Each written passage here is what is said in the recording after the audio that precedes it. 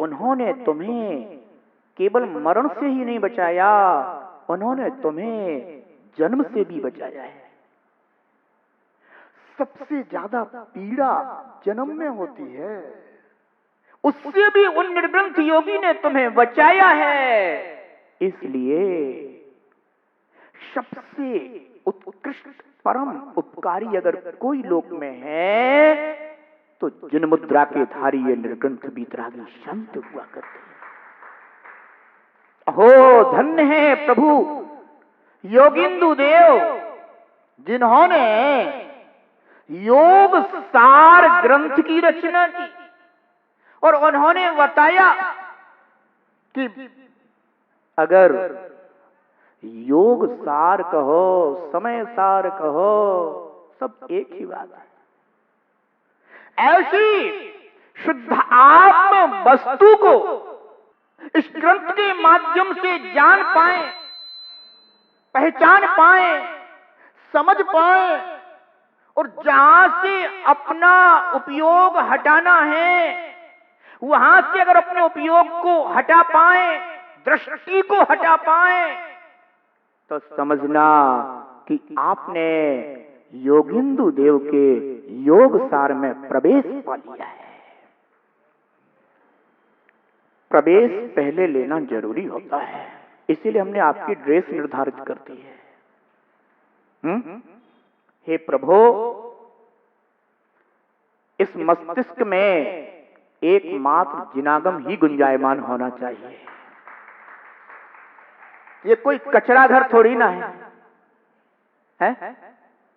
ये मस्तिष्क अपना कोई कचरा घर नहीं है कि इसमें जो कुछ आए वो डालते जाओ, सुबह से लेकर शाम तक, रात से लेकर सुबह तक। इस मस्तिष्क में तुम क्या क्या डाल रहे हो जरा बताओ तो।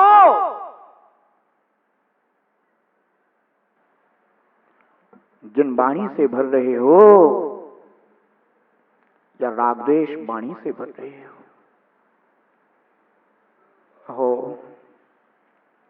ऐसा सुंदर मस्तिष्क आपके लिए प्राप्त हुआ, पर हमने उसका उपयोग ना करके उसको न जाने किस किस तरह के विचारों से, चिंतनों से इसको भर डाला है। योगिंदु देव कहते हैं पहले साफ करो इसको। क्या कहते हैं? पहले इसे स्वच्छ करो। घर में परिवार को भोजन जहां कराते हो वहीं पर तुम निर्ग्रंथ योगी को बुलाते हो, पर इतना अंतर होता है कि परिवार के लोगों को तुम जहां भोजन कराते हो वहां वो स्वच्छता नहीं रहती जो स्वच्छता निर्ग्रंथ योगी को बुलाने के समय होती है। कभी आप भोजनशाला में पहुंचे तो कोई नहीं कहता कि आइए चौका शुद्ध है, पर एक निर्ग्रंथ योगी आता है तो क्या कहते हो? 16 है, चौका शुद्ध है। कहते कि नहीं कहते?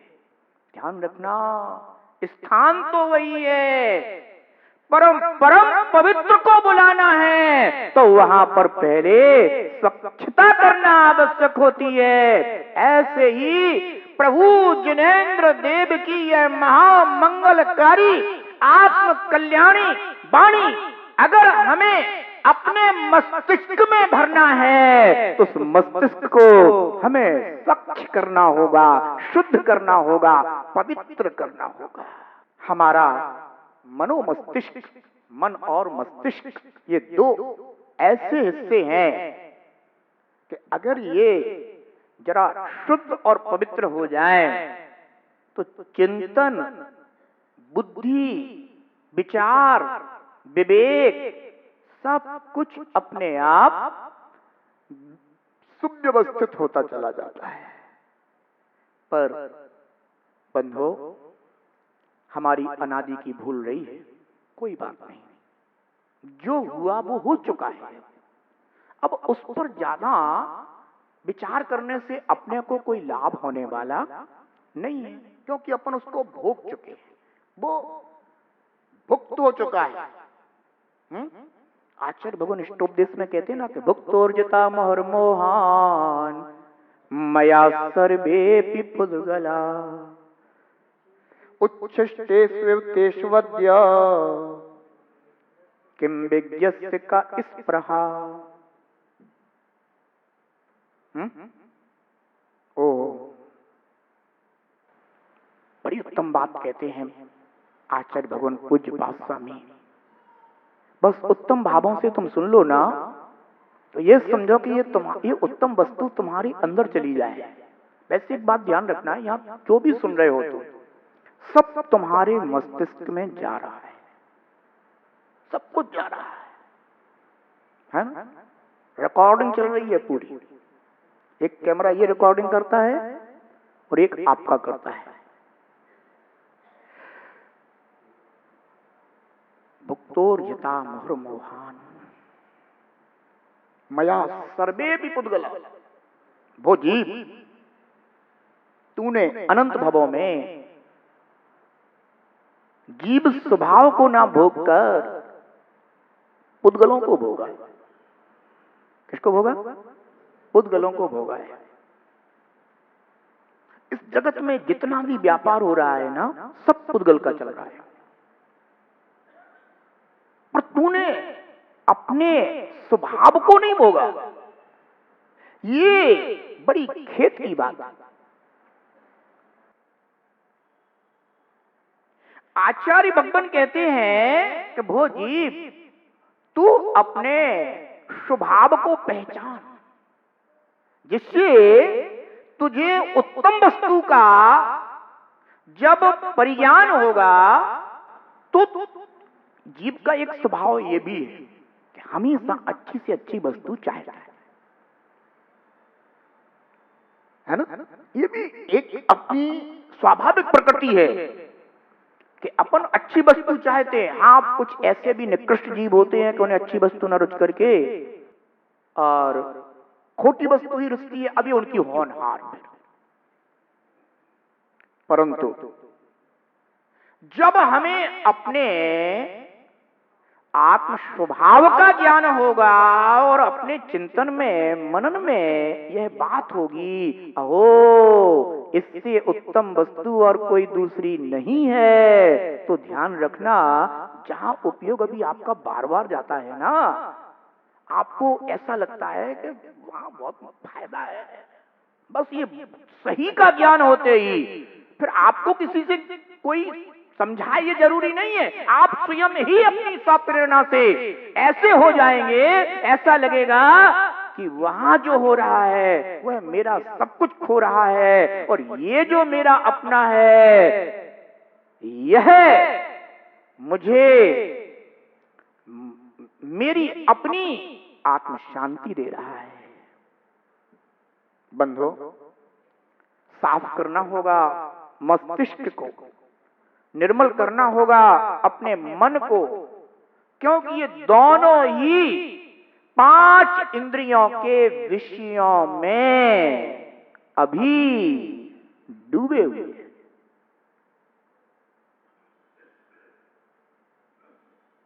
एक बात बताओ, अच्छा, अंजन चोर का नाम तो अपन ने खूब सुना है ना, 7 व्यसनों का है ना भोग करने वाला जीव था कि नहीं था? महामंत्र से उसकी शुद्धि हुई। किससे शुद्धि हुई? महामंत्र से उस जीव की शुद्धि हुई। उसके बाद जब से उसने महामंत्र से अपनी शुद्धि की, उसके बाद क्या उसने सप्त व्यसनों में से एकाध व्यसन का भी भोग किया? नहीं किया। एक बार अगर इस जीव की सच्चे भाव से शुद्धि हो जाए तो फिर जहां वह बरसों अपना जीवन बिताता आया था उसने उस ओर कभी मुड़कर भी नहीं देखा। ध्यान रखना, बस हमें एक बार अपनी मनोमस्तिष्क की शुद्धि करने की जरूरत है, और वह शुद्धि होती है सच्चे श्रद्धांग से। उसे दृढ़ श्रद्धानी तो आया था, अंजन चोर को आया था कि नहीं आया था? निश्चंक होकर के उसने पंच परमेष्ठी मंत्र का अपनी जो समझ में आया उसके अनुसार उसने उसको स्मरण किया। पर श्रद्धान उसका कहां था? पंच परमेष्ठी पर था। श्रद्धा से उसकी क्या हो गई? शुद्धि हो गई।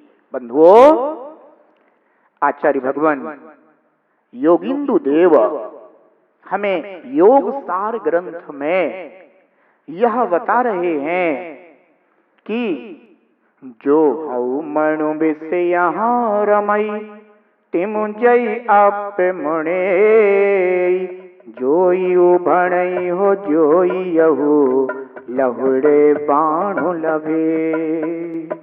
आचार्य भगवान कहते हैं कि भोजीव जिस तरह मन विषयों में रमण करता है, कहां रमण करता है? मन विषयों में रमण करता है। ध्यान रखना, अभी तुम्हारा जीवन एक मक्खी से ज्यादा नहीं है।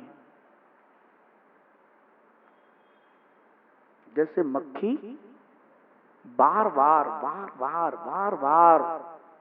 अपने विषय में, है ना, आसक्त होकर के उसी पर जा लपटती है, उसी पर जा पड़ती है। उसी प्रकार से इस संसारी जीव का मन बार बार अपने विषय भोगों पर जा गिरता है।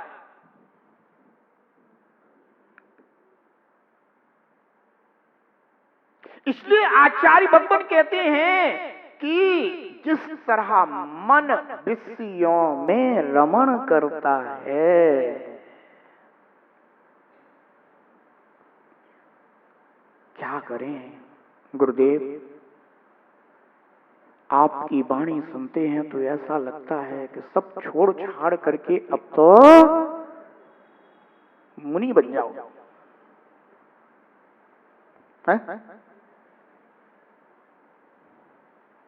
पर तुम्हारे साथ क्या है कि एक तो पुण्य का उदय हुआ कि जो इतनी उत्तम बात सुनकर के इतने उत्तम विचार आना आपके मनोमस्तिष्क में शुरू हुए, और दूसरी ओर जो कर्म सत्ता में बैठे हुए हैं वो जीव तुझे वैसा करने नहीं देते, वो तुझे रोकते हैं, वो फिर तुझे विषयों की ओर ले जाते हैं, फिर वही विचार उत्पन्न कराते हैं, फिर वही रमण कराते हैं।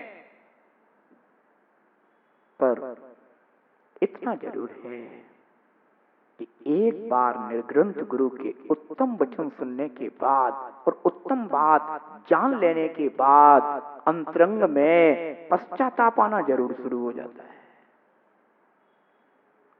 अपनी आलोचना शुरू हो जाती है, अहो कितना महान हित का मार्ग गुरुदेव ने बताया, और फिर भी मैं इन कर्मों के उदय में अहो उसको ठीक तरह से प्राप्त नहीं कर पा रहा हूं। बंधु, ये जो पश्चाताप होता है ना, ये जो अपने अंतरंग में स्व आलोचना होती है, ये शुद्धि का मार्ग है।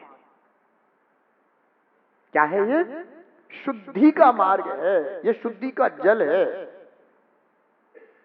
जैसे आहार का टाइम हो तो शुद्धि का जल लाते हो कि लाते हो? ऐसे ये भी आपकी शुद्धि का जल है।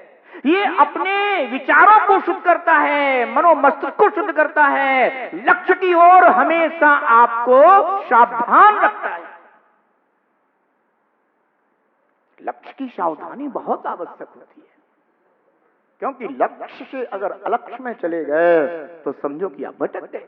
अगर आप लक्ष्य में हैं, भले ही खड़े हुए हैं, तो भी देरी हो सकती है, पर भटकाव नहीं हो सकता। लक्ष्य हमेशा स्मरण में रहना चाहिए।